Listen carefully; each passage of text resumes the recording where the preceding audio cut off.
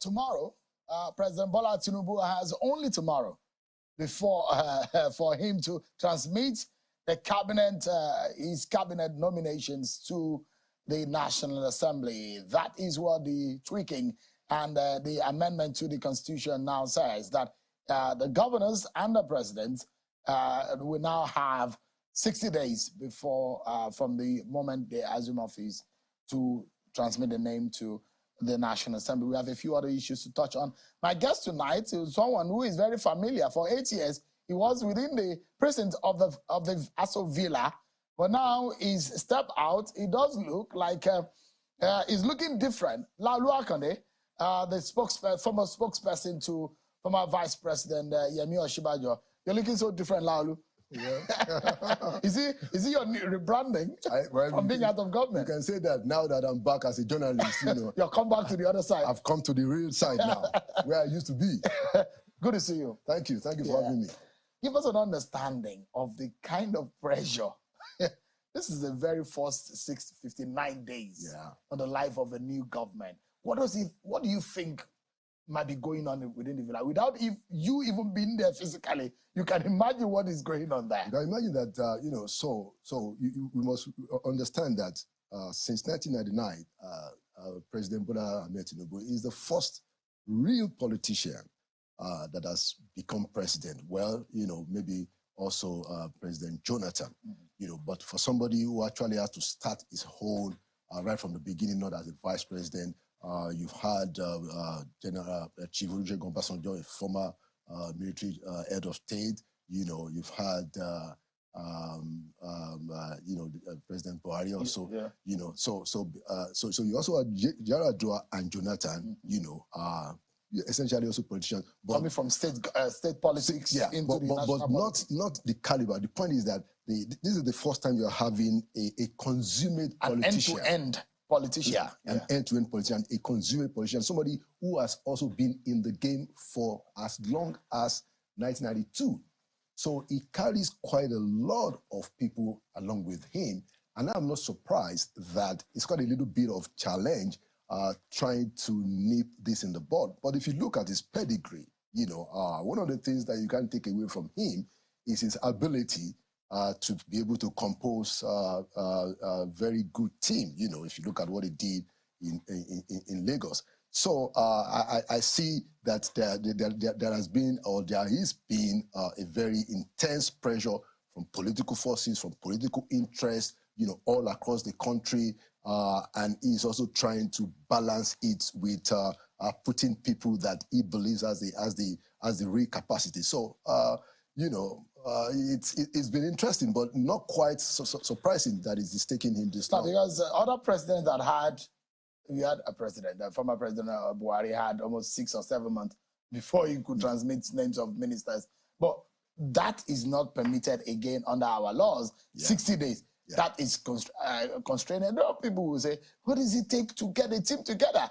Now, we understand from what we are hearing that there's a lot of removal, addition, subtraction that has been happening over the last few weeks. Some people have gotten on the list. Some people's names have been removed. Some didn't pass through security checks.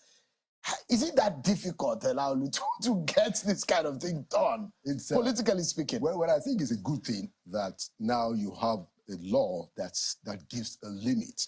I think that is what is most important in these circumstances. Of course, we know what happened in 2015 when former President Buhari came and took that long. Now, people have felt that, look, I mean, there's public interest involved here. You can't have this much time. So that is very helpful, you know, that there's a constraint.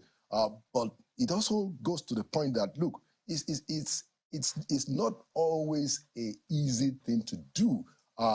Now, it also has a connotation for how decisive you can be, you know, to say that, look, this is what I'm going to do. Now, he has shown that, you know, in the issue of the subsidy, you know, that ability to say, look, let's just call this thing right now. Even if this aid has said, don't say it now. Yeah. But the man said, he went off the book. Right, and that we are going to have to do this. So let me start off dealing with it. So that shows a little bit of somebody that is decisive, whichever way you look at it, up or down. But the issue of the selection of the cabinet is as decisive. You would also wish that it could be as assertive on that. But there are a lot of political interests, that play, and because he didn't get into power all by himself. Absolutely. There are a lot of people who also paid some sacrifices, and who will also be waiting that, look, all of their sacrifices, it has to be. Don't forget that the governors of APC were very instrumental in him getting the ticket of the APC. The governors of the APC, especially the northern governors, who were able to stand for the right thing when we were almost at the verge of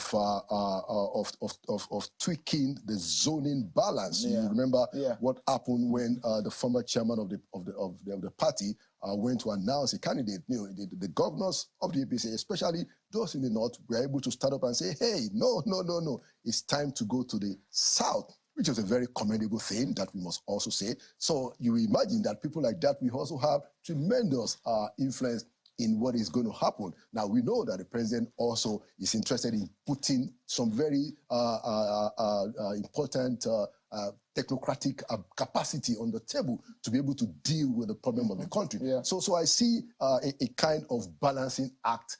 And like I said, at least now the law says, look, whatever you want to do, take 60 days. So tomorrow, it's going to be interesting. I know that within the next few days, it's going to be analysis of those who will be in Tinubu's cabinet that probably will pervade the national discourse.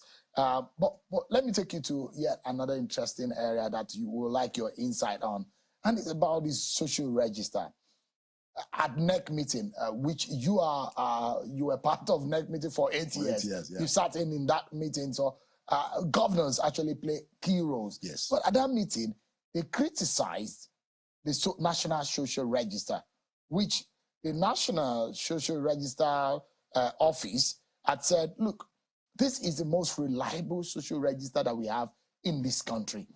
What is your view on what exactly is going on? Is it that some of the governors are not privy to the right information, or the social register itself is lacking in integrity? Well, I think there are two important issues here. And the first thing is that the National Social Register, as a matter of fact, is not a property of the federal government. If you look at the way that it was developed, it's actually the states, the state governments, and by extension, indeed, the state governors that were most instrumental in developing those registers in their states.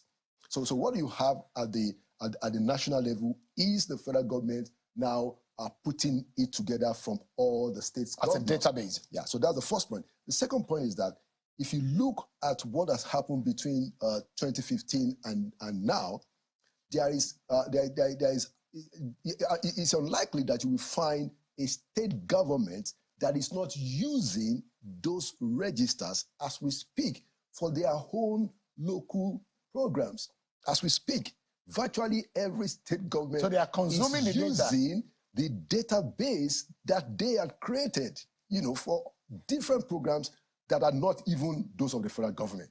So it is possible, indeed, that the new set of governors and the ones that are not new, maybe there's some kind of a blind sight that I have not been able to figure out, But there have also been people that have argued that it's possible that the governors really want to have more control of the resources that is going to be coming from the federal government.